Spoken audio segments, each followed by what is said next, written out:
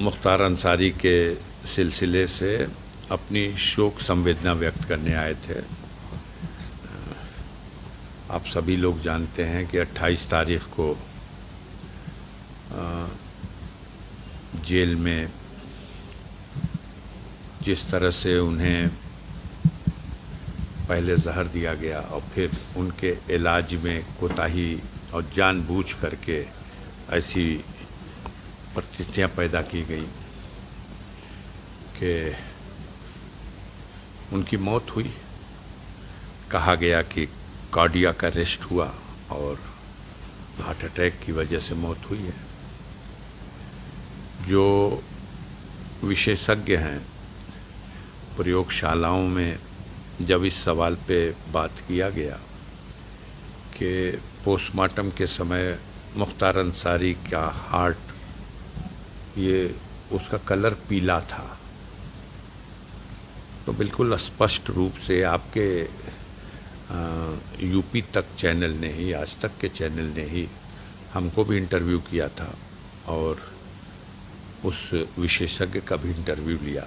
उन्होंने बताया कि कैसे जब किसी व्यक्ति को स्लो पॉइजन दे दिया जाए या वो खुद खा ले या कोई उसको खिला दे तो ज़रूरत से ज़्यादा मात्रा में कोलेस्ट्रॉल बनने लगता है और ऐसी दशा में हार्ट के ऊपर एक पीले रंग की परत जम जाती है और हार्ट का रंग पीला नहीं होता, वो उसी हाई कोलेस्ट्रॉल की वजह से हार्ट के ऊपर की परत पीले रंग की हो जाती है और इस दशा में वो कार्डियक अरेस्ट हो जाता है और उसका निधन हो जाता है। इसमें राष्ट्रीय अध्यक्ष से आपने कुछ स्तरीय जांच की मांग की है परिवार वालों ने आप लोगों ने? देखिए, परिवार तो ये बात जब कह रहा है कि उनकी मौत अस्वाभाविक है और सुनियोजित हत्या की गई है, तो जाहिर सी बात है जब हम आरोप कर रहे हैं, लगा रहे हैं तो हमें,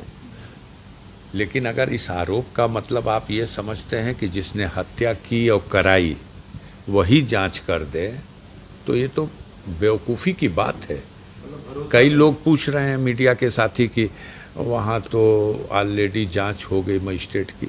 अरे कोई भी जेल में मर जाए, हिंदुस्तान के किसी जेल में कोई मर जाए, मजिस्ट्रेटियल जांच का आदेश हो जाता है। ये रूटीन है। एक न्यायिक जांच आप कह रहे हैं आर्डर हो गया, तो ये सब कुछ तो इसलिए हो जा रहा है। यही तो चोर की दाढ़ी में तिनका एक कहावत कही जाती है कि जब कोई कहीं मांग करे उससे पहले ही हम कह दें कि हम न्यायिक जांच भी करा रहे हैं, प्रशासनिक जांच भी करा रहे हैं, जिसको बयान देना हो, सबूत देना हो। एक बात तो कही गई, सिर्फ उनके बेटे उमर की तरफ से उनके मौत की खबर पाकर जब वहाँ वो पहुँचा है तो उसने कहा कि पंचायतनामा कर रहे हैं आप, इनकी लाश का, इनके शव का जो परीक्षण होना है, पोस्टमार्टम होना है, वो एम्स के डॉक्टरों से कराया जाए।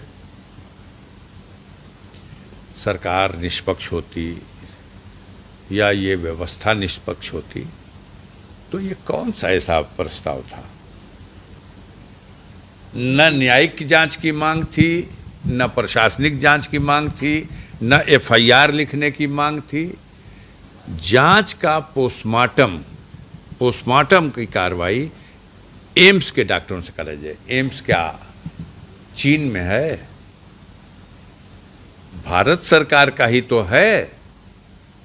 क्यों वो मंजूर नहीं है? इसलिए कि जिन डॉक्टरों ने तमाम खाना पूर्ति इलाज में की है, जिनकी भूमिका पूरी तरह संदिग्ध है, वो अपने आप को बचाते हुए और सबको बचाने के लिए पोस्टमार्टम में इस तरह से करेंगे। वीडियोग्राफी भी हो रही थी, वीडियोग्राफी भी होती रहे, सब देखता रहे। पंचायतनामे पे उमर ने दस्तखत भी किया है।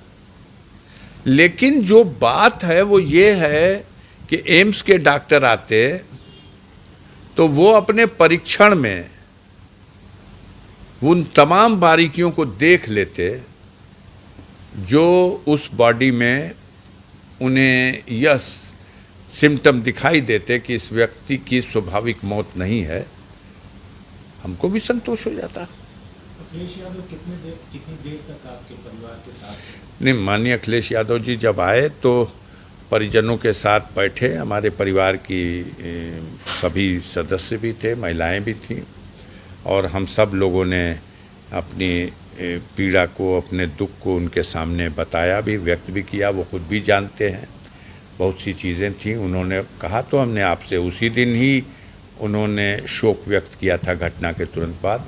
अब अगर उन्होंने कोई मांग की है सुप्रीम कोर्ट के जज से, सिटिंग जज से, तो ये वेलकम करने योग्य उनकी मांग है।